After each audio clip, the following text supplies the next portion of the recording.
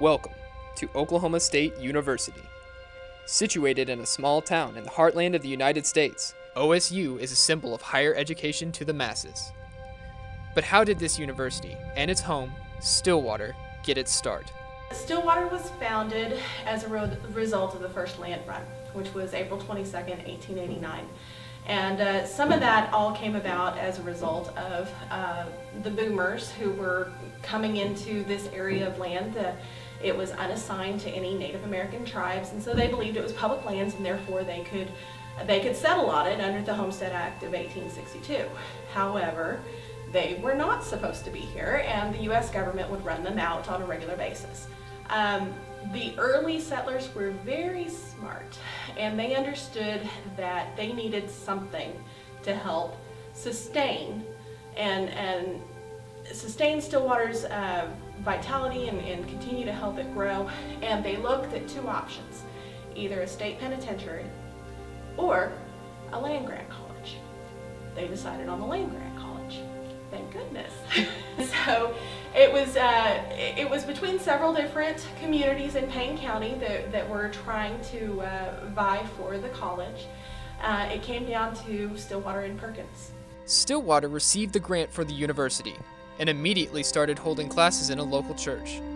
Bonds were sold to finance the first building for the university, now called Old Central.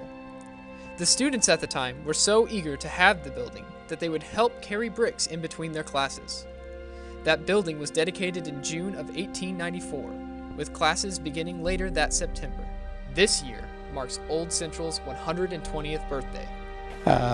At that time, the only universities were private, and the only people that went to universities were the privileged. Lincoln thought everybody ought to be able to go to the university. It'd be good for them, of course, but it'd also be good for the country. The federal government had a lot of land around our country, and so the deal was that it would give land to a state in return for the state agreeing to build a university which would focus at the time on the two major economic areas, agriculture and mechanical. Originally known as Oklahoma Territorial Agriculture and Mechanical College, Territorial was dropped upon the inauguration of the state. In 1957, the name changed to Oklahoma State University, reflecting the expansion of the curriculum. The college held its first commencement with just 6 male graduates. It started out as a very small student body and very small faculty. Over the years, it has grown, and particularly so in the last few years. OSU now has 4 campuses, with more than 36,551 students, representing more than 100 countries, and continues to grow. There's still lots to come. We're going to build a new business building, and we'll build a major addition to the human sciences building. We're building a structures lab. And did I mention Boone Pickens Stadium? We opened that while I've been here. President Hargis has had successful careers in law, banking, and television, but saw the university's open presidency as an opportunity to give back. He graduated from OSU in 1968 and took office as the president 4 decades later. I grew up moving about 20 times, and when I came to OSU finally, it was really the first community I was really a part of for any length of time, and I was here for, of course, 4 years. The community that President Hargis experienced has been a part of OSU since its beginning and continues to exist today. Although education is the main objective, the university strives for many other goals. We don't just focus on the academics, which is very important, but we focus on service to the community, because really land-grant universities have that mission to serve our state, the nation, and the world. And we do that through instructing students, we do it through research, and we share both with our state, nation, and the world. That's what makes us very special, I think, at all land-grant universities, really. The other thing I love about OSU is people always talk about how friendly it is. I think the real explanation for that may be, even though the majority of our students come from metropolitan areas, somehow that rural kind of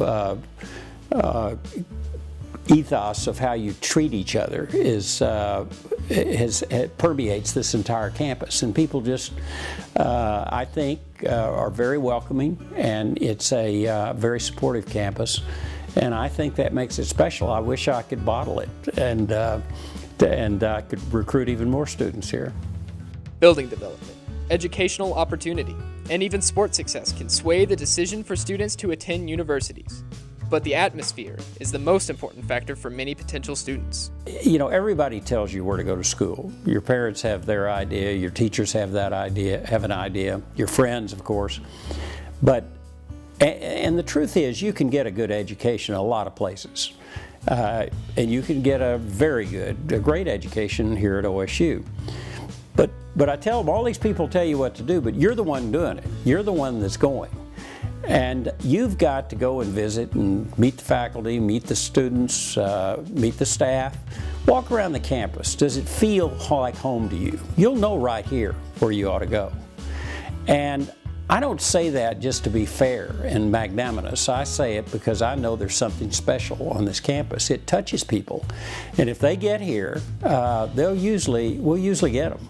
And that's, I think, a testament, frankly, to not only the beautiful campus, but to the people. Attracting people to a university seems to be a tough task, but at OSU, the school's strongest draw is its community. What really makes OSU are our people, and it's all of the constituents here on campus. And it starts with our students, our faculty, our staff. None can live and succeed without the other. Students need the faculty need the staff to provide the resources so they can teach the students. So you take the people out of here and it's just a lot of buildings.